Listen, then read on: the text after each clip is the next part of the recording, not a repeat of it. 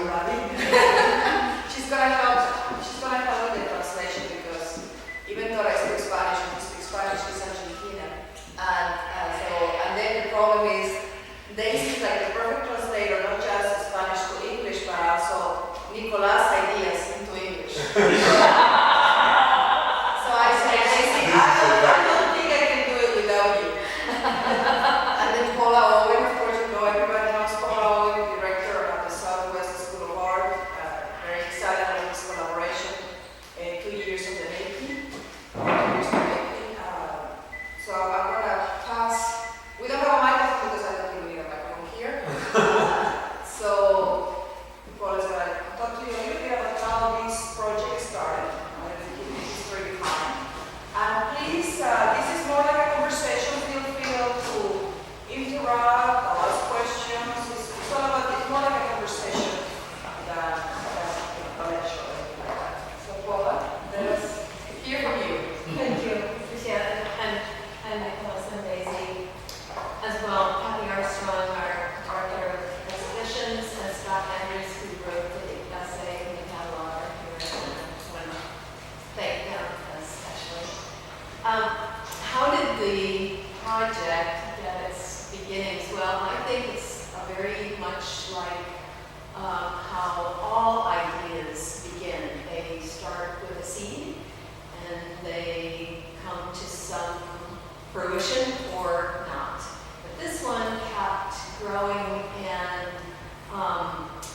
gaining momentum as we talked about it. So it started with Nicolás's work.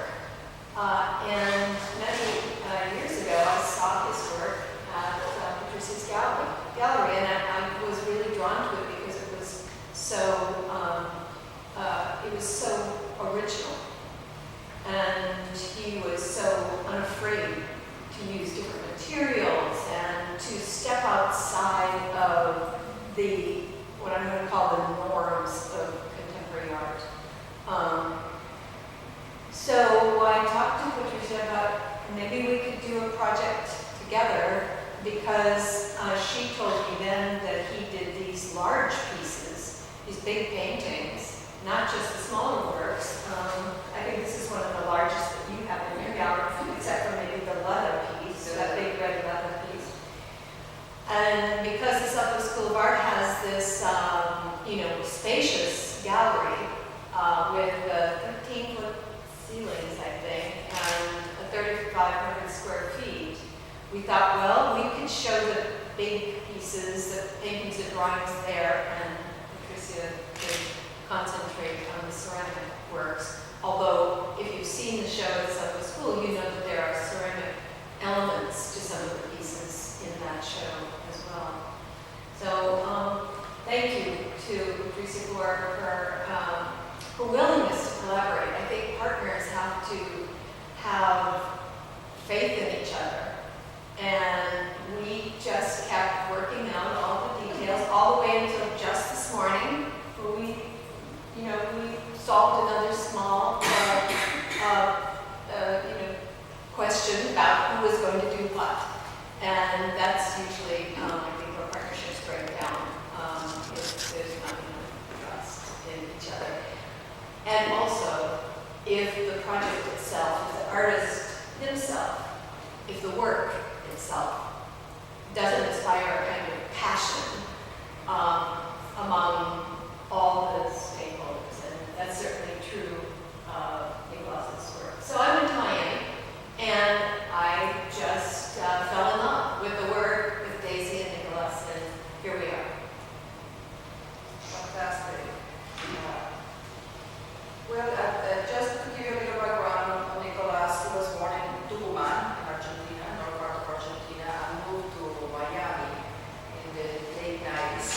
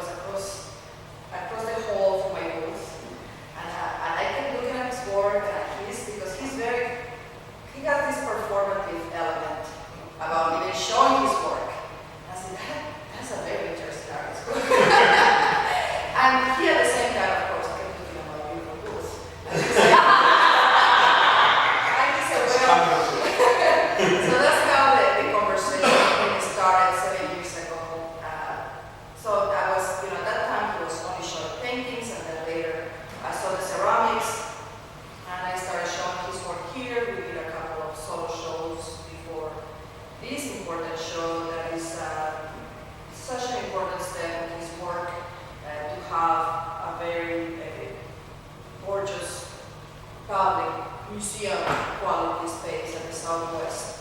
And to have the catalog with an essay that is very insightful, wonderful by Scott Andrews, who helped us all the way and interviewed Nicolás and several times. So this is such an exciting project. But going back to the ceramics, I decided to go to Faenza because I wanted to see with my eyes where he was working. And I was just blown away by the history of the place and the tradition that they have been doing ceramics since the 20s. And it's a town that kind of concentrates on ceramics. So that's when Paula asked me, would you like to maybe do a collaboration? And I said, of course, that would be great. And when things started developing more and more, and the idea is for me to concentrate on ceramics, I was just very, very happy because of his sculptural qualities. So I want to maybe just want to do several questions to Nicolás so he can tell us a little bit about his ceramics. And what we see here is, especially with the installation across the room, the wonderful title, The Hanging Gardens of Babylon. Have you used nature before that is included on the sculpture of the ceramics, or this is the first time that you're doing this? No. Before this production, I start to do it like the piece, the big one pieces in the school. Having like the first step about the appear, the image, the human image. And then when I started to prepare this production, this series, I remember I told you, I said, Patty, when I finished the show, when I'm doing the installation of the show, my idea is when the people open the door, receive the feeling I don't know if it's like a surprise, like a power, like intense. Exactly. Shake the viewer. Would you certainly have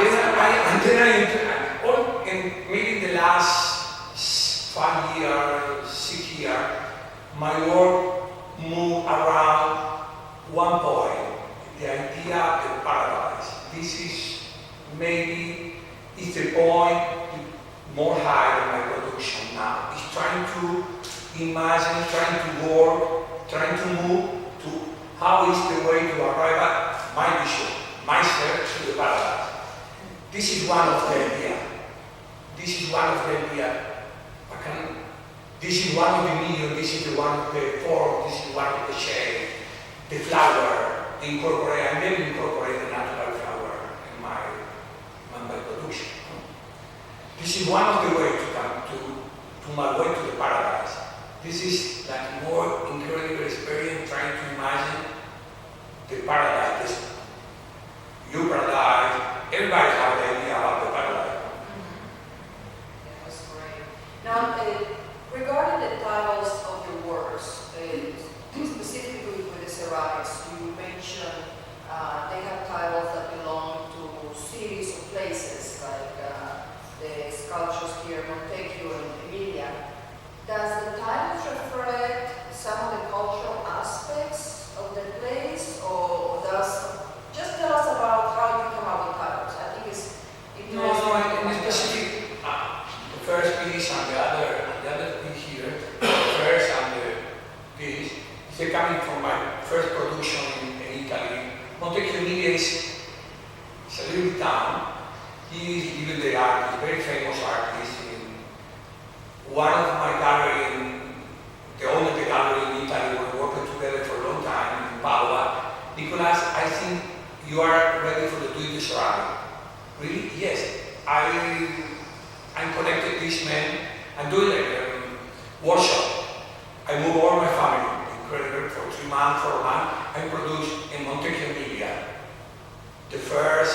My first experience in ceramic. My first experience is concentrated utilitarian ceramic. I do the design.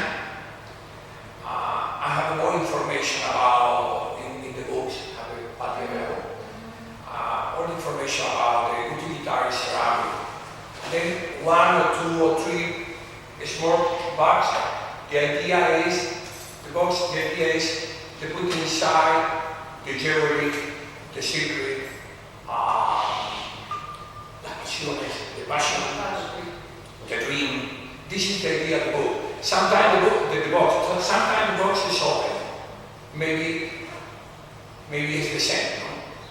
The idea of the dream not going out the book when you have the dream. No? Es cuando uno tiene un sueño, aunque esté abierta no se va. Okay, when you have a dream or a feeling or a passion, if you have a box, they always be inside of the box. Either way, if you open a box, your dream and your passion and everything is concentrated in the box. The particular in this, the first production is all the piece having in the back the information, the day, the production, the day is finished, the day, the month, and the year. This is very particular. And the city. This is the reason the question party is Montevideo is only the reference. It's only the reference. Maybe have the possibility to see where is my style. This is my style, the white box. This is my last production. This is I moved the 99 to now I'm producing. This is the origin. This is now. This is the lace. This is the latest, exactly. And I see, well, you're kind of coming back to white in a way. With a white background, but of course now this has the beautiful gold.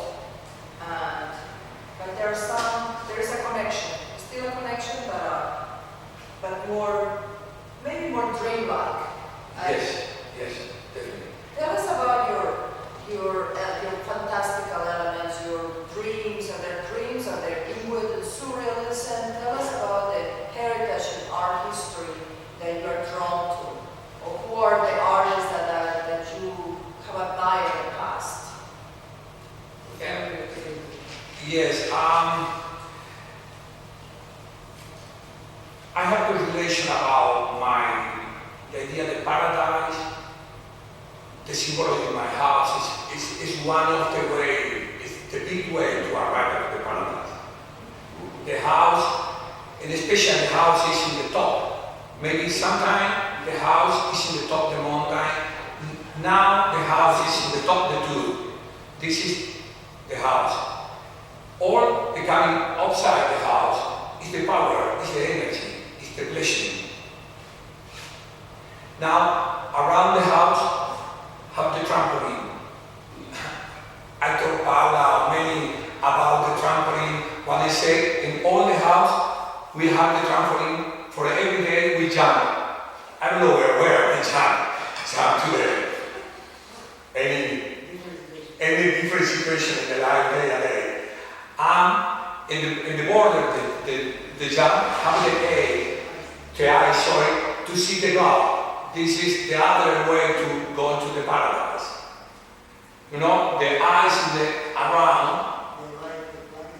the black line, you see the eyes, and then the idea is all the form that coming out is white. Is the idea that the blessing is like a white, is clear, is deep. And the goal is the idea for the divinity, and then have the different form.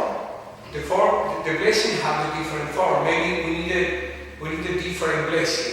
One day we say, God, I need the blessing for something, for my family, and then in the top, exactly here, is the ship, la barca, the ship. Oh, the boat? Yes, the boat.